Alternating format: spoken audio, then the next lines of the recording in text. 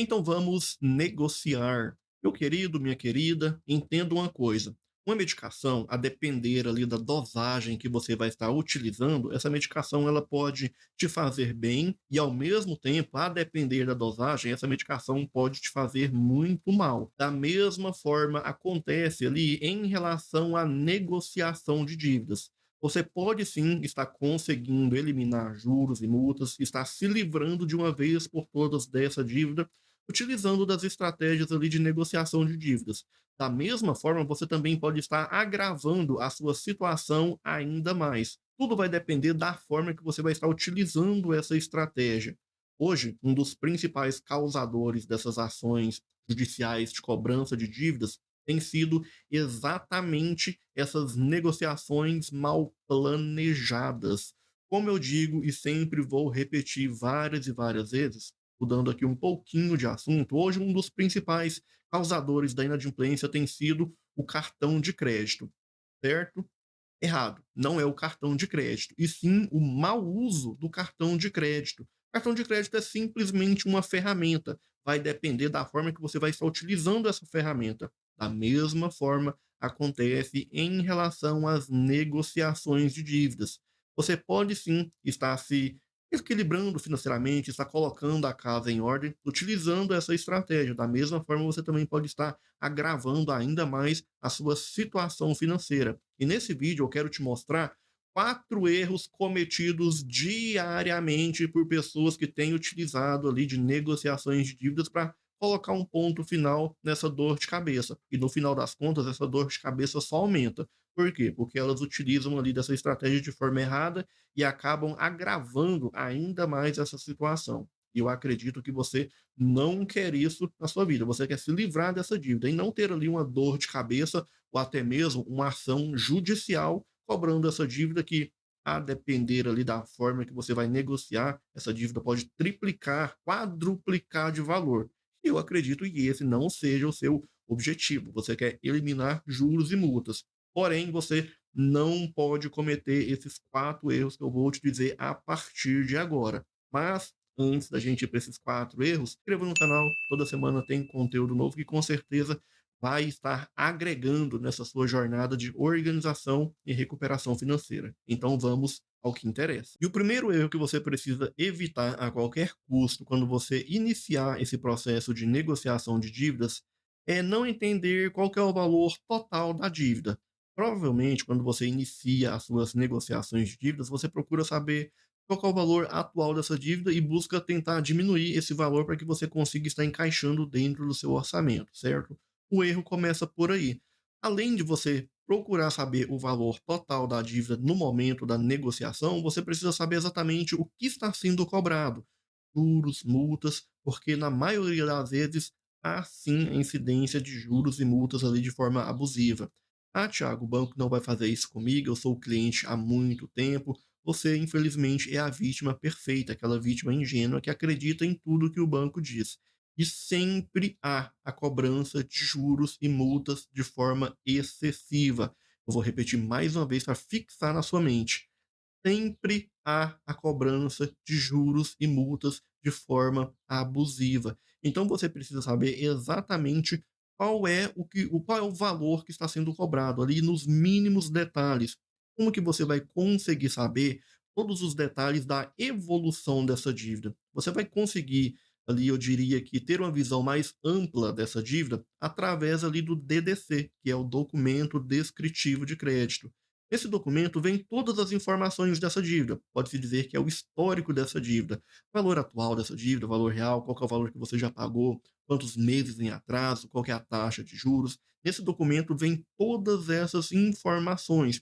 Através desse documento você vai ter ali mais noção do que está sendo cobrado. E é exatamente nesse momento que você vai levar aquele choque de realidade, porque você vai perceber que está pagando muito além do que você deve ou está sendo cobrado, né, muito além do que você deve. Segundo grande erro que as pessoas cometem ao iniciar esse processo de negociação de dívidas é achar que vai conseguir ali uma boa proposta logo nas primeiras tentativas. E acredite, isso é muito difícil de acontecer, porque como eu disse para você, as primeiras propostas sempre estão ali sobrecarregadas de juros e multas. Então você precisa utilizar o tempo ao seu favor. Você precisa entender ali como que funciona, né, o mecanismo ali de negociação dos bancos. Você precisa saber exatamente qual que é o momento ideal que vai começar a surgir as boas propostas, porque sim, existe um tempo ali, eu diria que específico, para que as boas propostas comecem a surgir.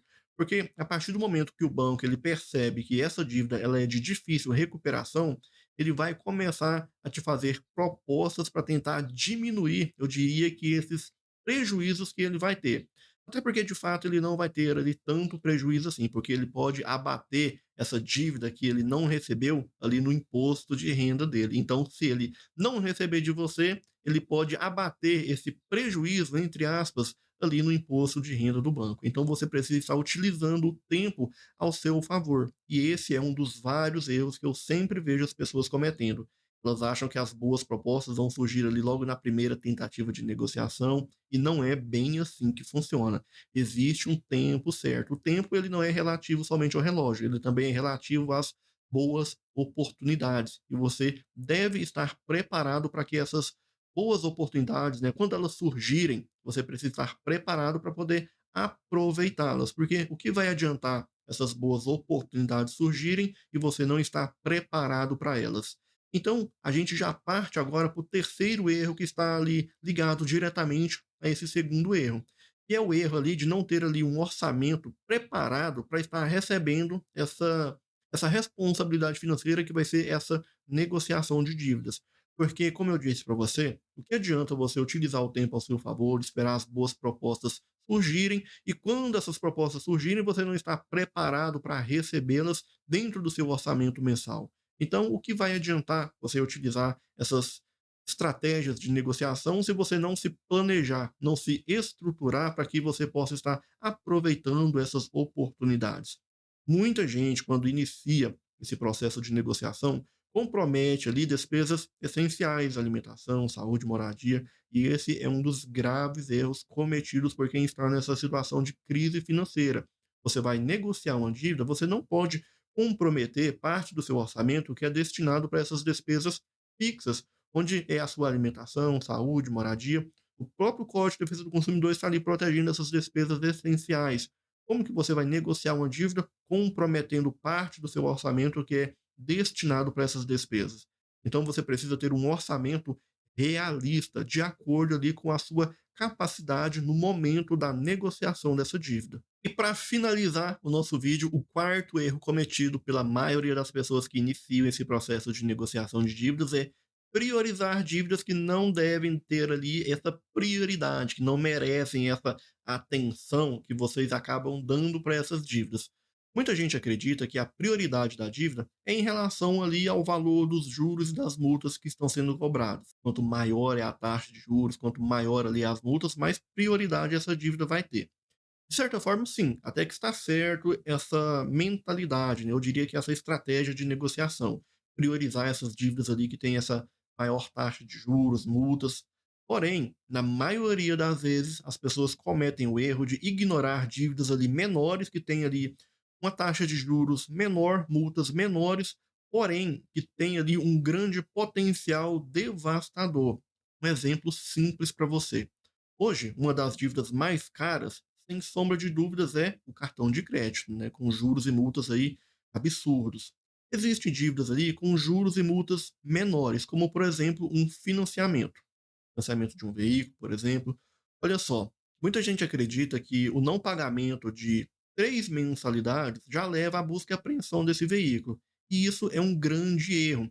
A partir da primeira mensalidade em atraso, você já pode sim ter a busca e apreensão desse veículo. Então, olha só a dor de cabeça que você vai ter em relação ao não pagamento dessa dívida, por mais que seja uma dívida ali de menor impacto financeiro, mas os impactos físicos, emocionais que essa dívida vai trazer são bem maiores. Então, além de priorizar o pagamento dessas dívidas ali de maior juros, né, maior taxas ali de multas, você também precisa priorizar o grau de impacto dessa dívida, o grau ali de consequência. Então, você precisa andar alinhado com o grau de impacto e a taxa de juros e multas que está sendo cobrado em relação a essa dívida.